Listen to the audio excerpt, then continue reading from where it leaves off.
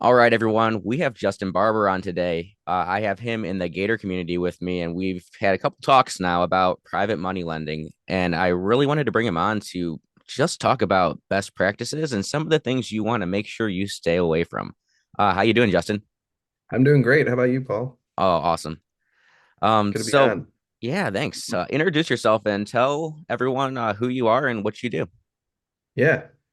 My name is Justin, as you said, and I've been a nurse for 13 years. That's been my focus for most of my career. And in 2022, I kind of woke up and decided that this was not going to fulfill the trajectory that I wanted to achieve for my life. Was it I have a lot of ambitions outside of I don't know if you can hear that train, but I've got a train blasting right now. I've got a lot of ambition to accomplish a lot of different things. I've been a filmmaker, I've been a singer-songwriter.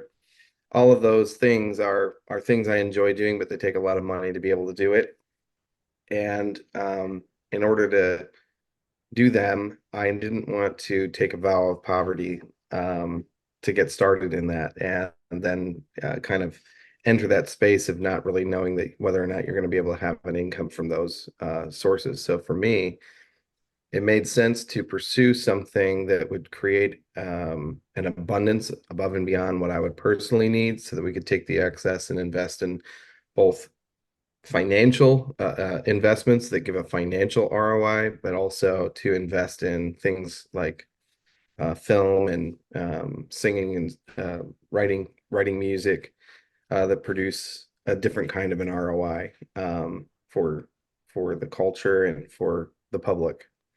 Um, so I ended up just pursuing real estate in 2022, trying to learn my pathway there, and got involved in a mentorship. I actually paid about $10,000 to get involved in a mentorship that ended up not being a mentorship. It was really not a mentorship. Um, there's barely any activity that happens on their page. So that was kind of a wash, and it actually discouraged me for a little bit. And then I started hearing lots of stories of people who have gotten into those scenarios.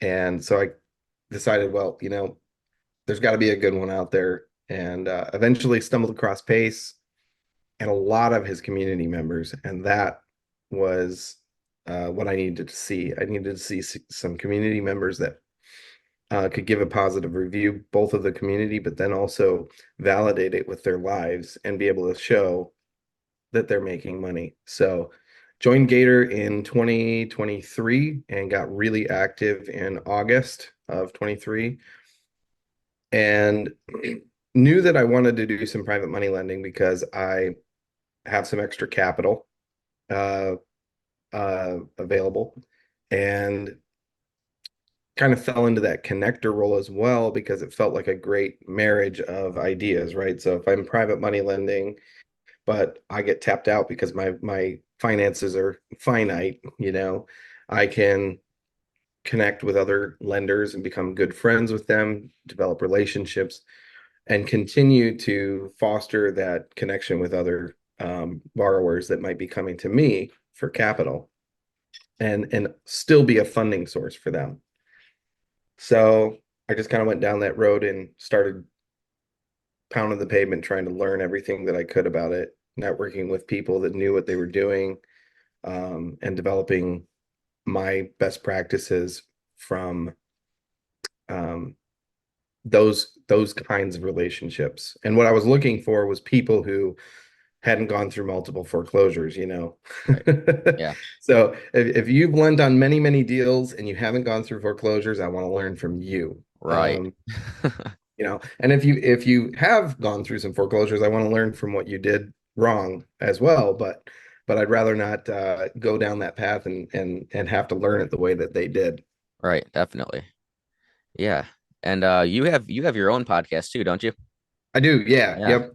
I have a podcast called Nursing Real Wealth, very focused on just sharing kind of a wide variety of stories of people doing uh, a lot of different types of investment strategies within our community and just showing people that there is an alternative. So my purpose and my audience is really towards people who might be thinking about, you know, either giving themselves a side hustle or giving themselves a complete exit from their current W-2. And the biggest thing is I just don't want people to feel stuck. I felt that way for a long time. I was like, all I know is nursing. So how can I possibly change?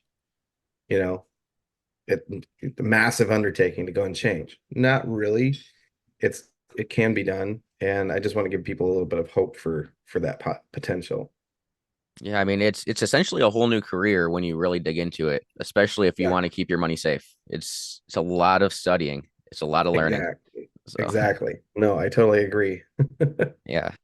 So let's jump into a couple of the best practices when private money lending and things you really have to look out for if you're fresh to private money lending. Yeah, absolutely. Yeah. Well, the first thing you need to understand, I think, is I don't know if it's the first thing, but I would say this is very important, is to understand the differences in positions. So first position, second position, and there should never, I don't think anybody should lend in a third position. I think that's just asking for trouble. Second position is also dangerous, and you got to be really cautious about where you fall into those, um, where you're at in the loan structure. Um, and so I think you need to take some time and truly educate yourself about those things. You can Google it, you can spend a lot of time. There's plenty of information about those items, but I wouldn't be even thinking about putting your money out until you understand that structure of a loan and understand what it would mean to you um, to be in the second position. And then the other thing is before you even get into a deal, I think you need to recognize that private capital is all about relationship building, unlike bank money. Bank money is, you know, um, yeah, they're going to look into a little bit of your background and history and stuff like that. But really, private capital is about building relationships with people. And I kind of put it this way. Um, if I was a manager for quite a while on the nursing unit, and I wouldn't dream of hiring a nurse to my unit without validating their experience or their credentials, right? Hmm. Um, so so why is it that we've got borrowers who think that a lender should lend them money without validating their experience or credentials or their investment past or their financials or something that is critical to the potential success or failure of this deal. So I think that's really important too, is making sure that we really understand who this borrower is.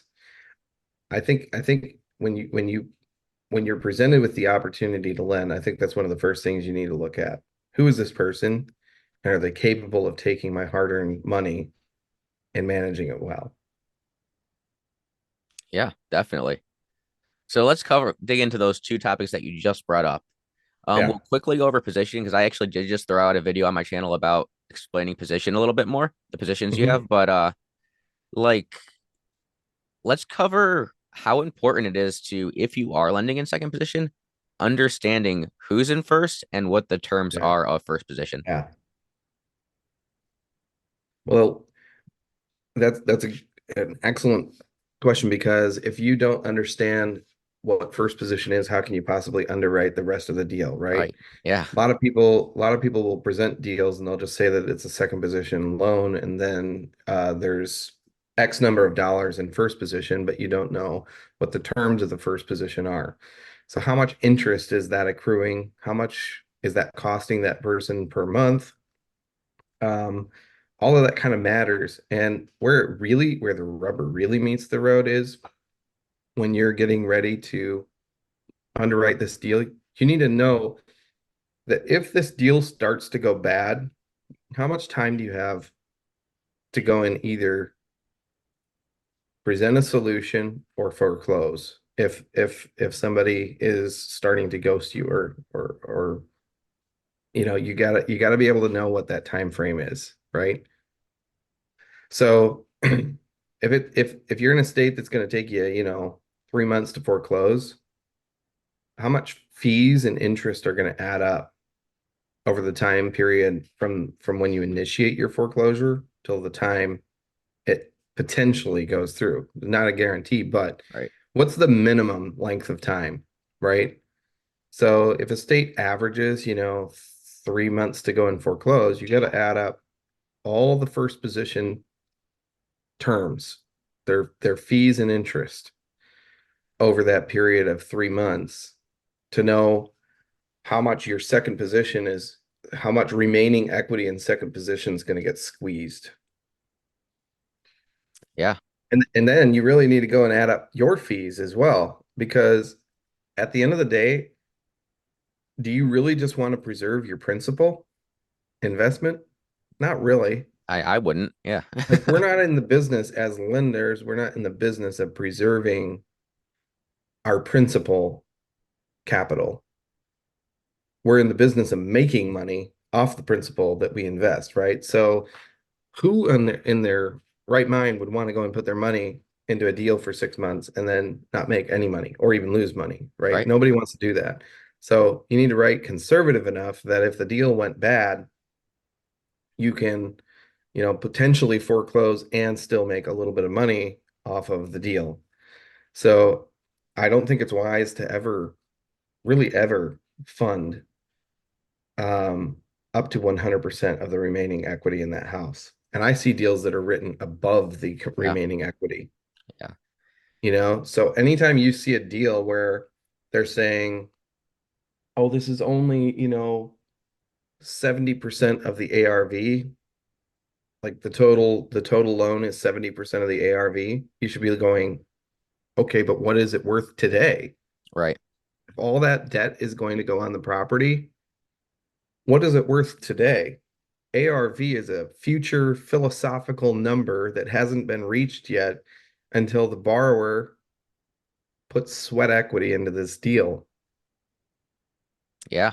So why are we underwriting to that future, maybe pie in the sky number? Okay. So what are some of the things that we can do as private lenders if this person is truly confident in this deal that they may be able to still salvage the deal if they have certain other options to pull from? Mm-hmm. You'd thinking cross collateral or something like that. Yes, exactly where Okay, I was yeah, going with that. absolutely. Yeah. So, I mean, those are absolutely options. Yep. I think you got to make sure you're really careful about how much space you even have in that, because Yep. any cross collateral is likely also going to be in second position. So then that means that you got to know the terms of the first position on the cross collateral as Yep. well. So then you're basically underwriting a second deal to make sure that whatever equity is in that deal, if they start to fail on this deal, what's the potential that they might fail on the other deal? And if the terms start to stack up on the first position, will that also go away? Some people put a lot of faith in the personal guarantee as well, but I guess you got to really ask yourself how enforceable that really is, right? Yeah. It's a personal guarantee.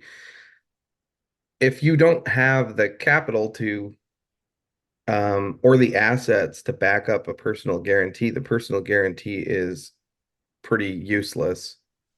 So you got to be thinking when you're underwriting that if you're willing to go and give a personal guarantee, I need to go and have proof that you actually have the ability to go and deliver on that. But even still, that doesn't mean that they can deliver on it, because if their financials have changed over the period of time, those assets might be fluctuating as we're going through the deal, right? Yeah. So just because they got a big bank account at the beginning of the deal doesn't mean they've got a big bank account at the end that they used as the personal guarantee. Yep. So personal guarantee is nice, but don't put faith in it. Yeah. It's always a nice extra to have, but Yes. realistically, it's a feel good letter in Hmm. my eyes, because anything can change. It's not like we can lock up the capital that we see that they have when they write their personal guarantee. Like Yeah. and a really smart investor, or anybody that's doing a lot of these kind of deals, they're pretty savvy with the tax code and able to keep a lot of their assets not in their name. So you're not really even able to go Right. after those assets. Yeah. So a personal guarantee is nice, but most personal guarantees hold no water, really. Yeah. Yep. And then um, cross collateral, kind of stepping back and talking about that a little bit more. Cross collateral is nice and everything, but it does add another layer of complexity to the deal. And Yeah. that's just something to just be aware of, that there's a little bit more managed in this deal to go and see if there's actually the potential to see this through to the end. So the more you start to stack on that makes a deal complex, I think it just you got to be aware it's raising more risk in the deal.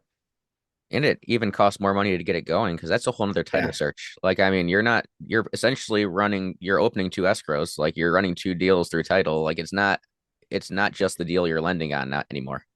So, Yeah. Sure. yeah. Yeah, that's a valid point. So, all Hmm. right. So let's jump into let's just cover this a little bit. You want to run some you sent a deal out recently. Do you want to just run through some soft numbers on how this looked and why you thought this was a really good deal? Sure. Yeah. Yeah. Yep. So there was a deal that a friend of mine brought up that was really solid. Um, the only thing that was maybe a little risky about the deal is the fact that it was in the state of Illinois. Yeah. Illinois is kind of a tricky place. But if you got some lenders that are savvy about Illinois, this was a great deal for them to get into. So the deal was a property that was um, purchased cash by the borrower, which in and of itself should be a point of interest for anybody. Hot dog, this guy just went and plopped down 70,000 cash. Hmm, that's pretty sweet. Okay. No first position Yeah. at all. So this guy's got some capital to swing. He's been careful enough with his money. Got to validate that and verify that. But at the end of the day, that's pretty good. So he bought it cash, bought it for I think it was 70,000. The as is value of the property was 70,000. But remember, this is his own cash, no first position. And he was asking for basically just a rehab budget. And he was asking for 67 or $60,000, which is about 86% of the ARV. And so before everybody says, but wait, Justin, it's only supposed to be, you said you should be 70% of the ARV. Here's where it gets really sweet with this particular deal. This guy was going to float the money first for rehab, just like a hard money lender would require. He was going to float the money, fix a portion of the house, prove that he fixed it with, you can do a number of different ways. You can do a video walkthrough. I'm not sure that pictures are a great idea because who's to say that's the same house, right? Each Yeah. picture is a new view. I think a video walkthrough is a good option. Start from the outside of the house, show the address, then walk through the front door. Yeah. And then we can see the house and not multiple videos, one seamless video. Okay. But anyway, that's a side note.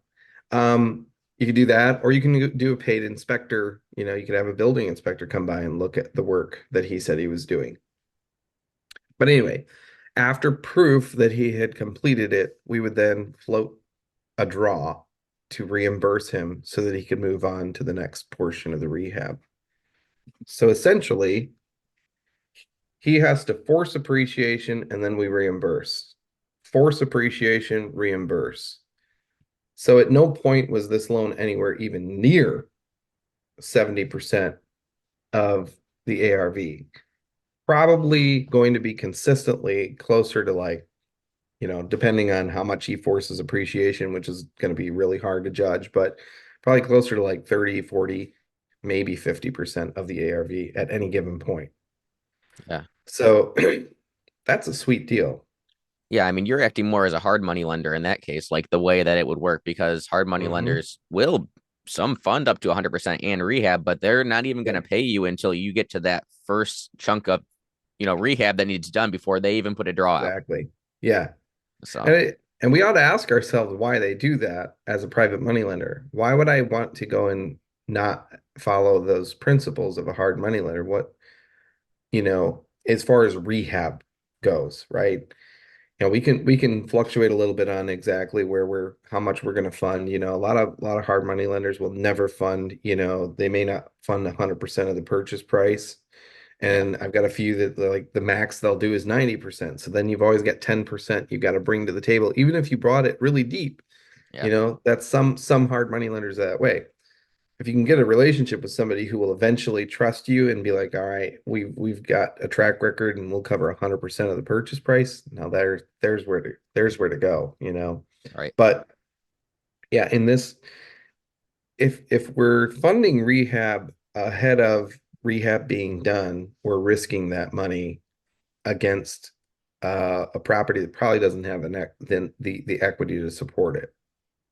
Yeah, definitely.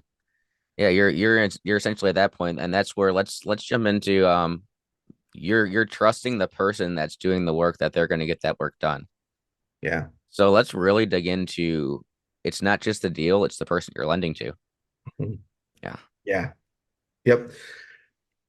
So I'm still settling on everything that I want to know about a person, but I want to know a lot. Yeah. I won't agree. I don't even find it valuable to go and look at their deal and underwrite it until I know who they are. Because if they're they're not a good person, and I can find that out before I even bother spending all that time on the numbers, it eliminates the deal. It could be a great deal, Hmm. but if other things don't check out about who this person is and that they're a person of integrity, don't get into the deal. Yeah. So, I actually pay for a service it's called Ben Verified, and it's 29.99 a month, and you can do 100 background checks in every month. So, I basically once I get an application through, I actually require somebody to put up their driver's license, and I basically run them through the background check first thing and just see if they're a person that I want to work with. I had an applicant not too long ago that came through, and just running that background check before we even got to LLCs and looking at those, just running the background check found that they had filed for bankruptcy twice in like 10 years and had been sued for, theft of services twice in the last like 4 years. So theft of services being not willing, not there was a dispute at least about not being paid for services rendered, right? Gotcha. And then I always require a credit report to be sent along as well. And I have a website that I reference them. I have them go to. Um, and we'll go and make sure that they don't have a lot of missed payments. And this person had a lot of missed payments. That right there, disqualified. I'm never going to connect a deal for this person. I'm just Yeah. not going to work with them. They don't know how to manage finance as well. I don't need to think super poorly of them, but at the end of the day, they are not a good borrower and not worthy of your time investing in their deals. Period. Period. Yeah. So this And I service saw you this person's deals floating all around in our gotcha. community. So people weren't checking that. And it's not that expensive to check. 29.99 a month, guys. And you can get 100 up to 100 background checks for that. Under background checks. Yeah. I mean, that's really amazing when you think about it. Like if you're, say, renting out a property as a landlord and Yeah. every single one of your tenants that apply or potential tenants that apply are paying, 30, 40, $50 a month or $50 Yep. just for that one application. And you can Yep. do 100 background checks. Like, Yeah. so yeah, it's a no-brainer. Definitely. I didn't even Yep. think about or know that service existed. So And then the other thing, once you get through that, let's say they check out, the person checks out. The next thing you really need to look at is their LLCs. You know, are they in good standing with the state that they're in? So, um, and here's another thing. I don't know that I'm going to be able to cover every red flag, but yeah. you got to just think really critical about everything. When you first look at an application, just say to yourself, all right, this is what they've shared. I don't have to think nasty of this person, but I need to verify everything and make sure that it actually checks out, right? This is what they say about themselves. But think critically about everything that you're looking at. Here's a deal. There was a deal that came to me, and all the HUD statements for this person um, were different LLCs over the course of like 3 or 4 years. And they were fix and flipper in one market. That's all they do. They don't buy and hold. And none of these LLCs were with partners. They were all sole proprietorships. So if you're doing the same business practices, why do you need like five different LLCs in like a 4 year period? Yeah, I mean, I definitely could see reasons they would do that, and they're usually not good reasons. Like, Yeah, right. what happens if Yeah, somebody comes and sues me because of something I did on a flip? sure. All right, Yeah, now that one LLC that I only had one flip in, there's nothing in that for them. Like, right. but Yeah, that's not a good thing. I wouldn't say that would be a good reason to lend to somebody. yeah. It'd just be a red flag. I don't know that it's a like, how do you have five different LLCs in the last 4 years? Tell me about that, you know? Yeah, And then one of those LLCs was actually not in good standing with the state. I think you should always look at the LLCs that they're planning on using and look at the LLCs that they have on their HUD statements. If they got multiple LLCs, look at them up. yeah, One of them was not in good standing with the state. So not that he had dissolved it, it was just that it was not in good standing. yeah. So that's not a good thing either. No. Yeah, definitely. So yeah, we are I like to keep these around 30 minutes or so, and there's no way Sure, we could talk for a whole day on all the red flags in private sure money could. lending. We're not going to get it done in one episode. So, Justin, we'll definitely have to have you back on in the future to cover more of these. Yeah, Um, that'd be cool. but if my guests wanted to, or I should say, if my viewers wanted to reach out to you, how can they reach out to you? Yeah, well, my Instagram is a great way. Okay. Justin Samuel Barber. So it's at Justin Samuel Barber.